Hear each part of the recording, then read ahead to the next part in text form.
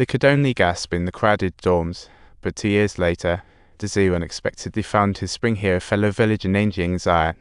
Besides miners, in recent years, South Korea has sent over 10,000 nurses to West Germany, and Yingzai was when they heard Dazhu met a woman. His colleagues were even more excited than she was.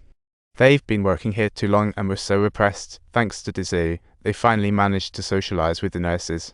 With many Korean girls, Dazhu unexpectedly liked the dorm matron, clueless yet instantly infatuated. Surprisingly, things got serious. Achieving dreams is so straightforward. After the dance, Dazhu could confess he threw it into Yingzai's dormitory. Whoa, I haven't arrived there yet. Dazhu asked Yingzai why she looked so gloomy on their first meeting and discovered her job was incredibly tough. She either helped clean up after living patients or wiped down deceased ones. When feeling down, she could only cry alone, but Dazhu, the warm-hearted guy, was Yingzai finally found an outlet. Thanks, boss. Haha, I guess that was too brief. Meanwhile, Aju just made things awkward. Auntie, you can't work here. We didn't come here to work. It's chaotic, no language shared, yet things proceed. Meanwhile, Dazhu and Yingzai stay low-key. They could only make slow progress, meeting up during free time. Even a simple handshake made her bounce with joy. However, disaster struck in. Due to a gas leak explosion, the mine started to collapse. While the workers were in the process of escaping, Dazhu missed the optimal chance to flee in order to save Aju. Dazhu, Dazhu, Dazhu, Dazhu, Dazhu, Dazhu, Dazhu, Dazhu, Dazhu, Dazhu, Dazhu, Dazhu, Dazhu, Dazhu, Dazhu, Dazhu, Dazhu, Dazhu, Dazhu, Dazhu. The two were trapped underground. Escaped colleagues wanted to rescue them, but the supervisor refused for safety reasons. They refused them entry, so rushed to the scene on hearing the news, thinking German would work. They still got turned down. Upon hearing Dazhu might already be dead, they exploded with fury. Hurry up! Even if he's dead, he won't die. These people die right in front of us. After venting, he knelt down in desperation, begging. Even if he was dead, he wanted to find his body to see his fellow villager again. The workers couldn't hold back any longer. They gathered their tools and stormed the mine, while below, the two were still holding on, with Dazhu's injuries worsening. The air was getting thinner, and he was almost at his limit. In a daze, Dazhu recalled his earlier life, those years. He took care of every family member well. He wanted to tell his dad that life is indeed very hard.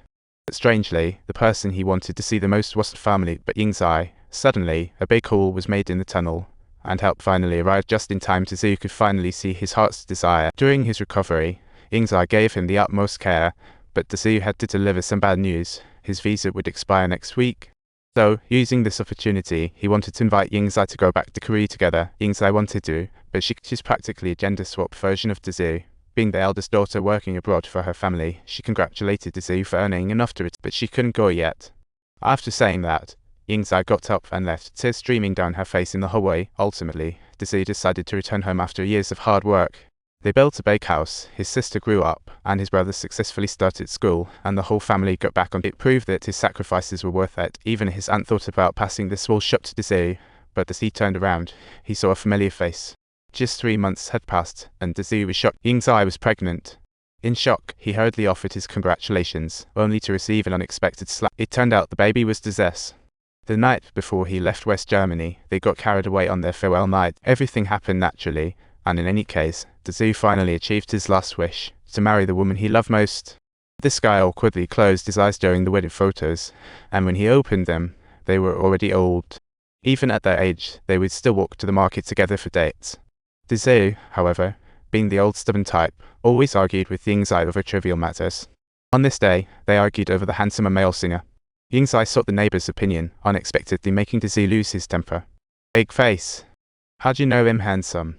What will you do if criticized? What will you do? Let's go check it out together.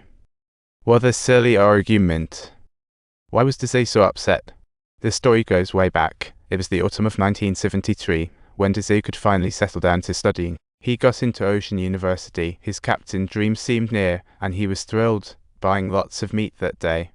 Back home, however, his mom was at it with his second sister, who wanted a decent wedding, but they didn't have any money. His second sister even suggested selling their house, which set their mom off. Dazhu heard it all and felt awful.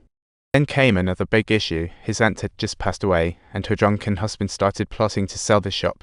Seeing that, Desi knew he couldn't back down. He had to promise to buy the shop. That night he gazed at his aunt's life's work. Looking at the acceptance letter in his hand, Desi broke down in tears. Then a gust of wind snatched the letter away, leaving him dumbfounded. Perhaps it was fate. The war still raged on, and Desi decided to leave home again to work as a technician and earn big bucks.